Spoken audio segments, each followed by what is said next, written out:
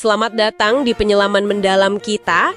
Hari ini kita mau bahas sesuatu yang mungkin sering Anda dengar, tapi jarang nih kita bedah risikonya, yaitu soal etika di balik pendidikan yang tujuannya bukan cuma ngajar, tapi benar-benar mau mengubah diri Anda secara fundamental.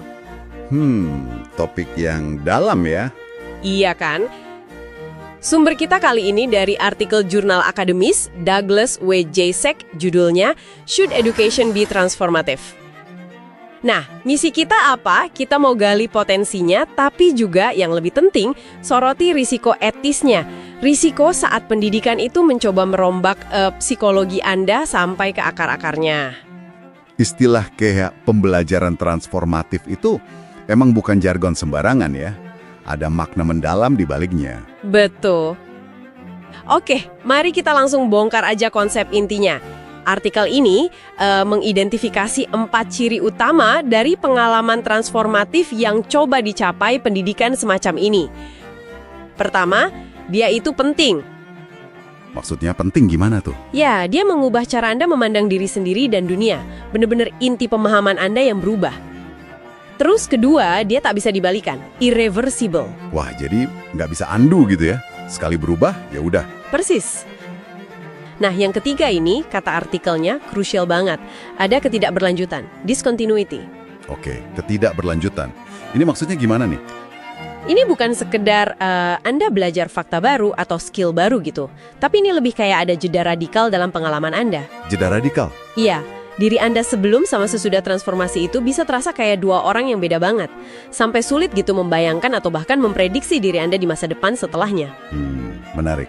Dan prosesnya ini sering melibatkan apa yang disebut pengalaman negatif. Bukan berarti sedih melulu ya, tapi lebih ke proses meruntuhkan cara pandang lama. Proses ini bisa jadi penuh perjuangan, bisa terasa kayak krisis keyakinan yang lumayan dalam. Kebayang sih, pasti nggak mudah ya. Terus yang keempat? Yang keempat, dalam konteks pendidikan nih, transformasi ini seringkali dibuat cepat, rapid. Ya karena memang dirancang, didorong oleh pendidiknya. Oke, jadi penting, tak bisa dibalikkan, ada ketidakberlanjutan yang bisa picu krisis, dan seringkali cepat karena didesain. Nah, iya. Dan dari karakteristik ini, terutama soal ketidakberlanjutan dan potensi krisis tadi, kita langsung masuk ke jantung persoalan etisnya. Tepat sekali. Artikel ini menyoroti 3 dilema etis besar. Yang pertama ini soal persetujuan transformatif. Persetujuan ya? Gimana tuh maksudnya? Ini, gimana caranya Anda bisa secara rasional setuju sama sebuah proses yang bakal mengubah diri Anda, termasuk preferensi inti Anda, bahkan mungkin kapasitas Anda buat setuju sebelum Anda menjalaninya? Wah, iya juga ya. Kan kita belum tahu bakal jadi seperti apa setelah berubah. Itu dia poinnya. Anda nggak tahu rasanya jadi diri Anda yang baru itu kayak gimana. Jadi dasarnya apa buat setuju? Itu pertanyaan yang susah banget dijawab ya. Tapi di artikelnya ada ide kan? Dari L.I. Paul itu? Betul. Ada ide soal nilai penyingkapan, revelation value. Nilai penyingkapan? Ya, gagasannya adalah persetujuan itu bisa dianggap rasional kalau dasarnya adalah keinginan tulus untuk tahu. Untuk menyingkap gimana sih rasanya hidup dengan cara pandang atau nilai yang baru itu. Jadi karena penasaran gitu ya? Kurang lebih begitu. Anda setuju karena didorong rasa ingin tahu akan pengalaman baru tersebut. Tapi, ya itu, tetap aja bisa diperdebatkan. Cukup nggak sih rasa ingin tahu aja jadi dasar persetujuan buat perubahan sedalam itu? Bener juga ya? Oke, itu dilema pertama. Terus yang kedua? Dilema kedua, masalah arahan kontroversial. Nah, pendidikan transformatif ini kan sering punya ideal tertentu ya. Ideal? Maksudnya? Ya, gambaran soal manusia atau masyarakat yang dianggap lebih baik yang mau dituju lewat transformasi itu. Tapi pertanyaannya, siapa yang berhak nentuin ideal ini? Wah, iya. Ini bisa jadi sensitif banget ya. Bisa jadi kontroversial. Banget. Bahkan bisa berisiko jadi semacam indoktrinasi, apalagi kalau siswanya, katakanlah, belum cukup dewasa untuk bisa kasih persetujuan rasional penuh. Nah, kalau untuk ini, ada argumen balasan yang cukup provokatif juga di artikelnya. Dari George Counts. Oh ya, gimana tuh argumennya? Dia bilang gini, sekolah itu suka atau tidak suka, memang sudah pasti mengarahkan siswa. Lewat apa? Lewat pengaruh budaya yang seringkali nggak kelihatan, yang implisit. Masuk akal juga sih. Jadi menurut Counts, pendidikan transformatif yang bertanggung jawab itu bukan soal memulai arahan, karena arahan itu udah ada, tapi justru upaya sadar untuk mengendalikan arahan itu.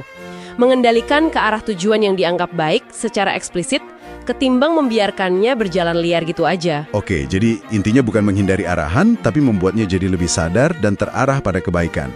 Pandangan yang menarik, tapi tetap aja pelik ya nentuin kebaikan versi siapa. Setuju.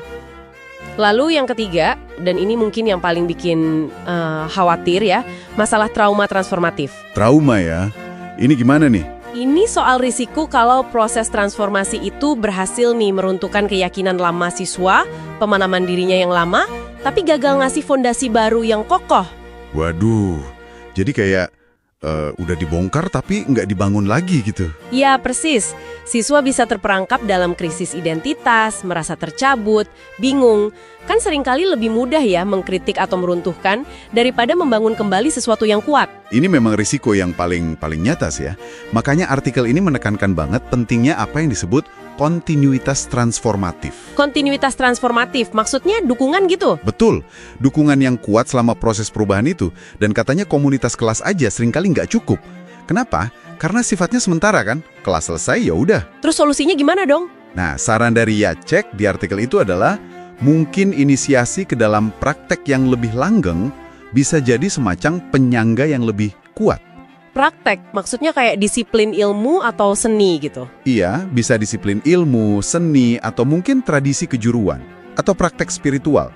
Sesuatu yang punya komunitas aspirasional dan kerangka makna yang bertahan lama. Jadi nggak hilang gitu aja pas kelasnya bubar. Oke, jadi ada semacam rumah baru yang lebih permanen ya untuk menampung diri yang baru itu. Kurang lebih begitu idenya. Jadi nih, setelah kita bahas semua ini, coba deh Anda refleksikan ke pengalaman belajar Anda sendiri. Pernah nggak sih Anda merasa ada momen belajar yang benar-benar mengubah Anda secara fundamental? Dan kalau pernah, apakah Anda sempat merasakan ada keraguan, atau tekanan, atau bahkan mungkin sedikit trauma kecil kayak yang kita bahas tadi? Ini jadi pertanyaan penting kan? Gimana seharusnya para pendidik itu menyeimbangkan janji transformasi yang kedengarnya hebat ini dengan tanggung jawab etis untuk melindungi siswanya? Intinya sih, artikel ini maksa kita buat nanya ya, apakah mengubah siswa itu tujuan mulia, atau jangan-jangan malah potensi pelanggaran etis terbesar dalam dunia pendidikan? Batasnya ternyata tipis banget. Dan ini mungkin memunculkan satu pemikiran terakhir nih untuk Anda renungkan. Mengingat semua resiko ini, ya soal persetujuan yang rumit, arahan nilai yang bisa bias, potensi trauma, mungkinkah kita perlu lebih hati-hati gitu pakai retorika transformasi dalam pendidikan? Mungkin ya, mungkin fokus yang lebih aman dan juga lebih etis, itu bukanlah mencoba secara aktif merekayasa sebuah transformasi spesifik dari luar. Terus gimana dong? Tapi mungkin lebih ke membekali Anda dengan alat-alatnya. Kemampuan berpikir kritis misalnya, ketahanan emosional, supaya Anda bisa menavigasi sendiri perubahan-perubahan yang tak terhindarkan dalam hidup Anda. Sesuai kecepatan dan arah Anda sendiri ya? Betul. Sesuatu untuk Anda pikirkan lebih lanjut lah. Terima kasih sudah bergabung dalam penyelaman mendalam kita kali ini.